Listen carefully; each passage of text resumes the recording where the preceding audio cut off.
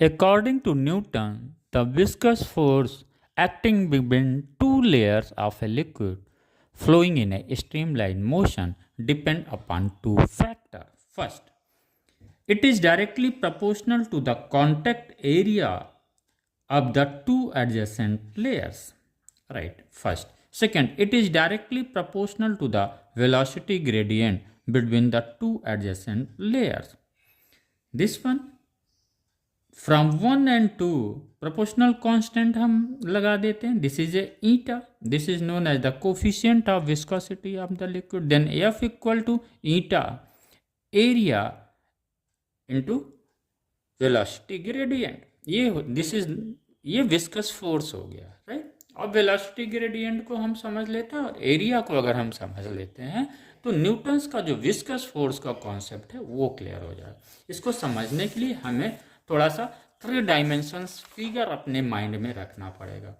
Okay बच्चों, आप अपने 3 डायमेंशंस फिगर को इस तरह से समझें कि ये बच्चों ये क्या लिखा हुआ, हॉरिजेंटल सरफेस है जो सॉलिड है, जिसके ऊपर क्या हो रही है, लिक्विड फ्लो कर रही है.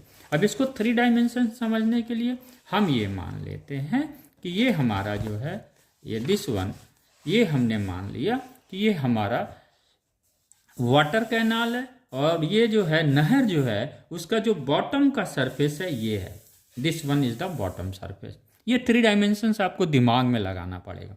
अब ये नहर का बॉटम है जो कि क्या है, सॉलिड है, लेकिन वो सरफेस सॉलिड सरफेस कैसा, हॉरिजेंटल सरफेस.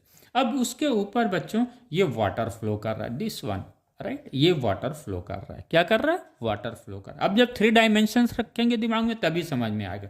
यानी यहाँ पे ये हॉरिजेंटल सरफेस हो गया, एक लेयर अगर वाटर का यहाँ है, दूसरा यहाँ है, तीसरा वहाँ है, तो ये लेयर का क्या है, ये हॉरिजेंटल सरफेस जो फिक्स सरफेस है जो सॉलिड है नहर का, यहाँ से हम डिस्टेंस लेते हैं. और जैसे जैसे ये डिस्टेंस बढ़ेगा क्या होगा, लिक्विड्स लेयर्स की वेलोसिटी क्या होगी, बढ़ेगी.